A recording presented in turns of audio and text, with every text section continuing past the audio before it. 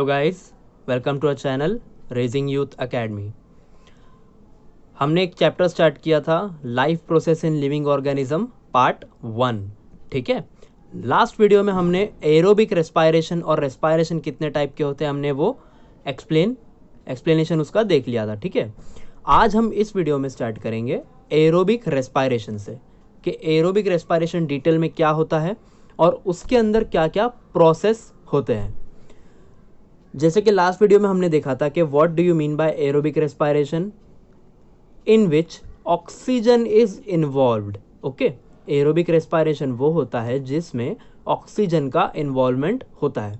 तो हमने यहाँ ब्रैकेट में इसको मेंशन करके रख दिया है, aerobic respiration oxygen is involved. Okay, aerobic respiration में होते हैं टोटल 3 मेन स्टेप्स। अब क्या है वो 3 मेन स्टेप्स, ये रहा। पहला स्टेप है ग्लाइकोलाइसिस, जिसको दूसरा नाम भी है EMP पैथवे। ठीक है, EMP पैथवे बोलो या ग्लाइकोलाइसिस, दोनों one and the same. Second है ट्राई कार्बोक्सिलिक एसिड साइकिल, जिसको शॉर्ट में बोलते हैं TCA साइकिल। ठीक है, TCA साइकिल। थर्ड है electron transfer chain reaction. Okay, तो ये 3 स्टेप हमें हमारा हो जाता है पूरा एरोबिक रेस्पायरेशन। ओके, तो फर्स्ट हम लोग स्टेप बाय स्टेप तीनों को देखेंगे। तो पहला हम लोग लेते हैं यहाँ पे ग्लाइकोलाइसिस, जिसका दूसरा नाम भी क्या है, EMP पैथवे। ओके, पहले इसके पॉइंट समझ लेंगे कि इसके अंदर होता क्या है, फिर इसको हम लोग फ्लो चार्ट टाइप में स्टडी करेंगे फॉर बेटर अंडरस्टैंडिंग। तो फर्स्ट पॉइंट देखते हैं क्या लिखा हुआ है। Glycolysis occurs in cytoplasm of the cell। कहाँ होता है ये glycolysis, cytoplasm of the cell. अगर आपको सेल की एनाटॉमी पता है तो आपको पता होगा साइटोप्लाज्म होता है और उसके अंदर होते हैं सेल के ऑर्गेनेल्स। तो ये जो साइटोप्लाज्म है सेल का, उसके अंदर शुरू होगा हमारा ग्लाइकोलाइसिस। ठीक है, सबसे पहले ग्लाइकोलाइसिस के बारे में एक चीज़ देख लेते हैं जो यहाँ हमने लिखी है। Glycolysis means breakdown of glucose. ये वर्ड कैसे आया देख लेते हैं। ग्लाइको मीन्स होता है ग्लूकोज, लाइसिस मीन्स होता है ब्रेक डाउन। तो दोनों को अगर हम लोग जोड़ दे तो बन जाएगा glycolysis is break down of glucose molecule. Okay, तो ये कहाँ होता है glycolysis, it occurs in the cytoplasm of the cell. Okay, second point, molecule of glucose that is carbohydrates. हम लोग जो फूड कंज्यूम करते हैं उसमें होता है carbohydrate which is glucose only.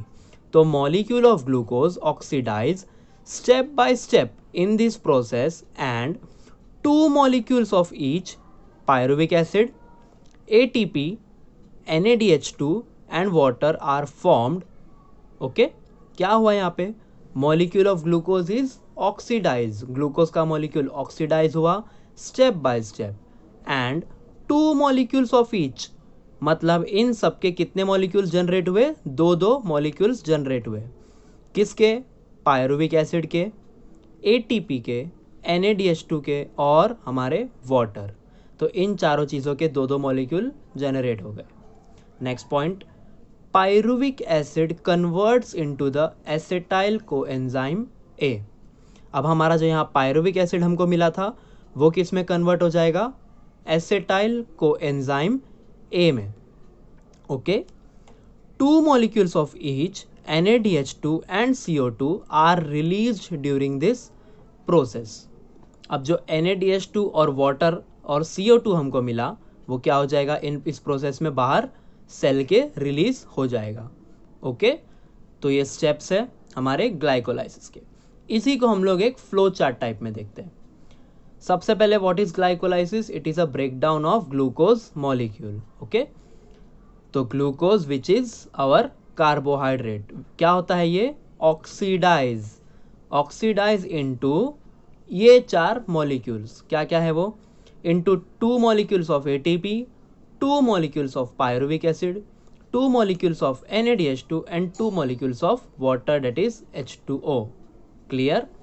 Next point था हमारा, pyruvic acid converts into acetyl coenzyme A। pyruvic acid converts into acetyl coenzyme A। Okay, यहाँ पर हमारा ग्लाइकोलाइसिस कंप्लीट हो जाता है। ठीक है, जैसे ही हमारा पायरुविक एसिड कन्वर्ट हो गया एसिटाइल कोएंजाइम ए में, हमारा ग्लाइकोलाइसिस पार्ट कंप्लीट हो गया। ओके, कुछ नीचे नोट है वो देख लेते हैं। 2 वर्ड आए थे हमारे सामने, डेट इज एटीपी। अब ये एटीपी क्या होता है? Adenosine try phosphate. इसका फुल फॉर्म क्या है? एटीपी का एडेनोसाइन ट्राई फॉस्फेट। क्लियर? उसके बाद एक और वर्ड आया था NADH2। अब ये क्या होता है? Nicotinamide adenine dinucleotide. एक बार फिर से बताता हूँ, NADH2 का फुल फॉर्म क्या है? Nicotinamide adenine dinucleotide. क्लियर? तो यहाँ पर हमारा ग्लाइकोलाइसिस पार्ट इज ओवर। आगे हम लोग देखते हैं सेकेंड और third part, which is try carboxylic acid cycle. Okay, जिसको हम लोग और एक नाम देते हैं TCA साइकिल। इसी का short TCA cycle. In other words इसको और भी नाम होते हैं, डेट इज क्रेब्स साइकिल या तो सिट्रिक एसिड साइकिल। ठीक है, तो एग्जाम्स में अगर आपको ऐसे क्वेश्चन आए कि व्हाट इज क्रेब्स साइकिल और सिट्रिक एसिड साइकिल, तो इसका मतलब क्या पूछा हुआ है क्वेश्चन में? Try carboxylic acid cycle. जो आपने स्टडी किया है वही पूछा है, बस इसके अलग अलग दूसरे सिमिलर नेम्स है। क्लियर? इसके बारे में पॉइंट्स देख लेते हैं हम लोग, क्या क्या होता है इसमें। फर्स्ट, एसिटाइल कोएंजाइम ए। हमारा ग्लाइकोलाइसिस में हमको लास्ट में क्या मिला था? एसिटाइल कोएंजाइम ए। तो नेक्स्ट पार्ट में शुरुआत भी हम लोग उसी से करेंगे। ठीक है, acetyl coenzyme A enters into the mitochondria of the cell. याद है ग्लाइकोलाइसिस कहाँ हुआ था? साइटोप्लाज्म के अंदर। अब हमारा TCA साइकिल कहाँ हो रहा है? In the mitochondria of the cell. Clear हो गई बात इतनी? Next, cyclic chain of reaction called TCA cycle occurs in the mitochondria। अब कौन सी चेन रिएक्शन चालू हो जाएगा अंदर? TCA साइकिल का रिएक्शन चालू हो जाएगा। किसके अंदर? हमारे माइटोकॉन्ड्रिया के अंदर। Okay, next part, acetyl part of acetyl coenzyme A is oxidise. अब ये एसिटाइल कोएंजाइम ए का कुछ तो केमिकल स्ट्रक्चर होगा, उसके अंदर जो एसिटाइल पार्ट है वो क्या हो जाएगा? अभी ऑक्सीडाइज। यहाँ रिएक्शन होने की वजह से ये एसिटाइल पार्ट क्या हो जाएगा? Oxidise. Last, NADH2, FADH2, CO2 and H2O are formed.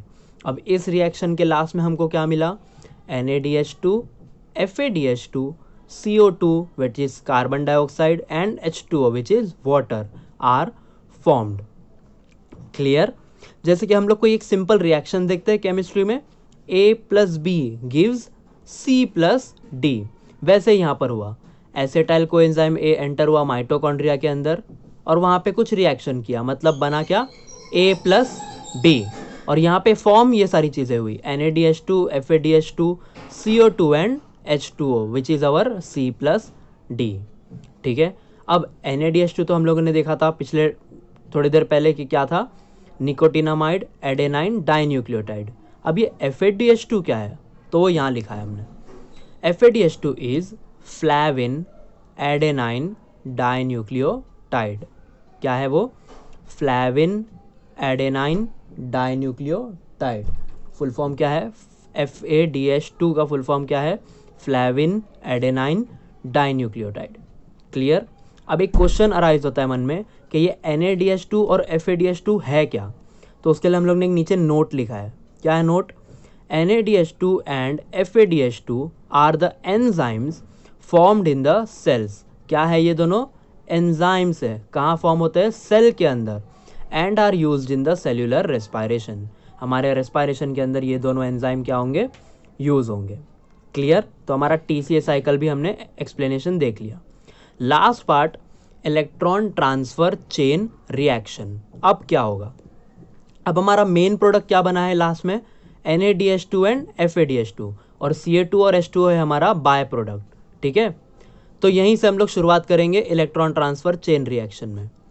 NADH2 and FADH2 take part in electron transfer chain reaction. ठीक है, यही दोनों पार्ट लेंगे सिर्फ हमारे रिएक्शन के अंदर। Next, 3 molecules of ATP are obtained from each NADH2। इसका मतलब एक NADH2 कितने मॉलिक्यूल्स ऑफ ATP देगा? 3 मॉलिक्यूल ऑफ ATP देगा, इसलिए यहाँ पे लिखा है हमने 1 NADH2 is equals to 3 ATP। Next point similar है, 2 molecules of ATP are obtained from each FADH2। ठीक है, तो इसीलिए यहाँ लिखा है 1 FADH2 इज इक्वल्स टू कितना देगा वो? 2 molecules of ATP। Clear? Last, water is also formed in this reaction. अब यहाँ पे वाटर क्या है? हमारा बाय प्रोडक्ट। ठीक है, मेन प्रोडक्ट क्या निकला हमारा? ATP, और बाय प्रोडक्ट क्या निकला हमारा? Water. Last, this reaction occurs in mitochondria only. ये वाला रिएक्शंस भी कहाँ होंगे? हमारे सेल के अंदर, जो माइटोकॉन्ड्रिया है उसके अंदर। ठीक है, तो हमारा ग्लाइकोलाइसिस सिर्फ हुआ था साइटोप्लाज्म में, उसके बाद हमारी TCA साइकिल और इलेक्ट्रॉन ट्रांसफर चेन रिएक्शन कहाँ हुए? माइटोकॉन्ड्रिया के अंदर। तो ये आप सबको याद रखना है। ठीक है, यहाँ पर हमको ATP मिल गई, मतलब हमारी एनर्जी जनरेट हो गई। ठीक है, लास्ट कंक्लूजन क्या निकला इसका वो देखते हैं हम लोग। दस, by oxidising a molecule of glucose, ठीक है, मॉलिक्यूल ऑफ ग्लूकोज को हम लोग ने क्या किया था? ऑक्सीडाइज स्टार्टिंग में। एनर्जी विच इज ATP क्या है? Energy is produced in aerobic respiration. Okay, energy produce हो जाती है along with H2ON CO2। ठीक है, by oxidizing a molecule of glucose, energy which is ATP is produced in aerobic respiration along with H2ON CO2। H2 और CO2 भी साथ में produce हो जाते हैं एनर्जी के। क्लियर? तो ये था पूरा हमारा एरोबिक रेस्पायरेशन और उसमें होने वाले रिएक्शंस। पहला ग्लाइकोलाइसिस, देन TCA साइकिल, और उसके बाद लास्ट पार्ट है electron transfer chain reaction. Okay, तो आई होप एरोबिक रेस्पायरेशन इस वीडियो में सबको क्लियर हो चुका है। आगे के चैप्टर में जो भी टॉपिक्स है उसके लिए हमको फॉलो करते रहिए, वीडियो आते रहेंगी। ठीक है, हमारे साथ कनेक्टेड रहिए। ठीक है, अगर आपको ये वीडियोस पसंद आ रही है और आप आगे के चैप्टर्स भी कवर अप करना चाहते हैं तो चैनल को सब्सक्राइब करते रहिए, बेल आइकन प्रेस कर दीजिए ताकि आपको नोटिफिकेशन मिलते रहे, और लाइक के साथ साथ अपने फ्रेंड्स के साथ इसको शेयर भी कीजिए। ठीक है, थैंक यू सो मच।